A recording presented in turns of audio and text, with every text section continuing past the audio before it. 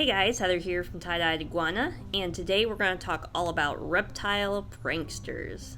And what I mean by that is reptiles that use different methods to trick predators into not eating them, so basically playing pranks on them. So we're going to talk about the different methods that they use and give you some examples of the animals that are stored that do each one. So the first method that we're going to talk about is dropping the tail. Now, a lot of reptile species, basically a lot of lizard species, a lot of geckos, and a lot of members of the anole family, they will drop their tails if they get grabbed, or if they're scared, if they get nervous, if they think a predator is coming after them, they can just drop their tails, and you don't even have to touch them. Now, an example of some of the animals that are stored that'll do this are crested geckos, leopard geckos, African fat-tailed geckos, both of our anole species, green and the Bahamian anoles. So, yeah, they will all definitely do it. Some can't grow their tails back, some can, like the leopard geckos and green anoles and the Bahamian anoles. They can all grow their tails back. However, crested geckos cannot. Crested geckos, they cannot grow back their tails if they lose them. Now, there's even more to just dropping their tails so that predators will go after them. The tails, when they fall off, they will actually start moving.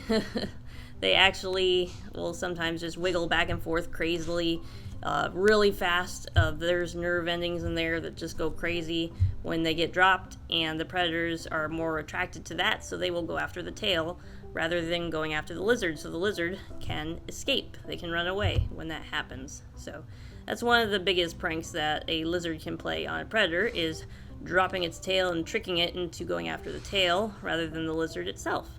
Now, in some animals, when their tails grow back, like in African fat-tailed geckos and leopard geckos, the tails will actually grow back to be shorter and stumpier and more rounded, and they'll actually look more like the head of the animal.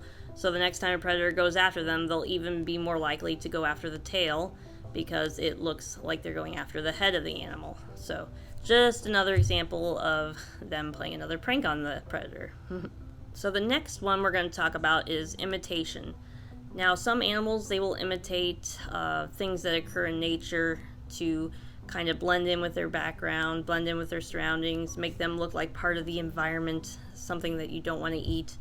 Like chameleons, they will actually do a really funny shaky walk, really slow, and then they'll shake back and forth, back, forward and back as they walk, and that kind of mimics a leaf blowing in the wind. So they want the predator to think that, oh, I'm a leaf, you don't want to eat me, I'm not an animal. So yeah, that's one way they can trick predators. Chameleons can.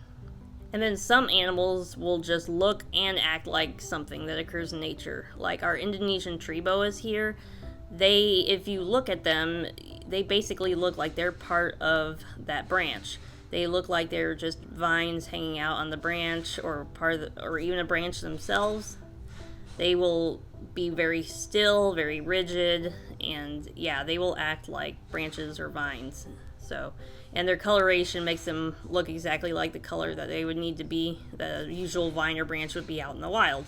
So yeah, they definitely blend in with their surroundings so that predators will look at them and won't think twice. They'll just be like, oh, it's part of the branch, it's part of the tree, it's a vine, so I won't eat that. So yeah, they basically trick them into not eating them.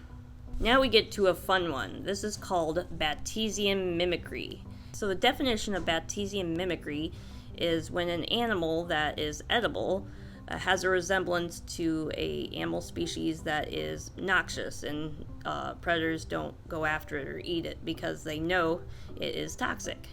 So we have a couple of different species here that imitate more venomous ones. We have our Nelson's milk snake, who has that red, white, and black banding. And that banding in colubrids, that coloration, those are basically danger colors. They are imitating the banding of a coral snake that predators know not to eat because they know they're venomous and they don't want to get bitten by that. So some species have evolved to have that banding, and they look like a toxic species. And then actually our second example of that type of mimicry is a lot of our colubrids actually. As you can see in this clip here of us feeding this Mexican black king snake, this young one, you can see him rattling his tail. Now, he doesn't have rattles at all, yet he is rattling his tail to mimic a more venomous species, a rattlesnake. So it's imitating the more venomous species, and the predators, they see that and they're like, oh, it's a rattlesnake, it's warning me not to eat it, I better not, it's poison, it's venomous. So yeah, that's another way they can trick predators into not eating them. Now the last one I kind of mentioned before when I was talking about tails being dropped. This is when the tails look like the heads. Now in the African fat tails and leopard geckos, like I said, when their tails grow back, they look a lot more like the head of the animal. They are a lot shorter, stumpier, and more rounded. So that's a way to trick predators into going after the tail rather than the head. You also get it in species like shingleback skinks. They have a more broad, rounded tail that looks a lot like their head naturally. So some species, they are just born with, they just have tails that look like their heads. So this guy isn't a reptile, but I decided to include him anyway when we're talking about the tails that look like heads. He is our Chinese giant red dragon centipede, and you can see his back end looks exactly like his front end. So yeah, they definitely are on this list of animals that have tails that look like their heads, and it definitely does confuse predators into thinking they're attacking the head when really they're attacking the tail, and the centipede can just rear back and bite them. So that's definitely a trick that they can play on predators. Alright, so that kind of wraps it up as far as the different methods our animals, our reptiles and centipede here use to distract and trick predators into not eating them. So yeah, they're all pretty cool different ways, and out in the wild there are so many different species that use these same methods too. So we hope you enjoyed that fun little educational video, and we'll see you guys later.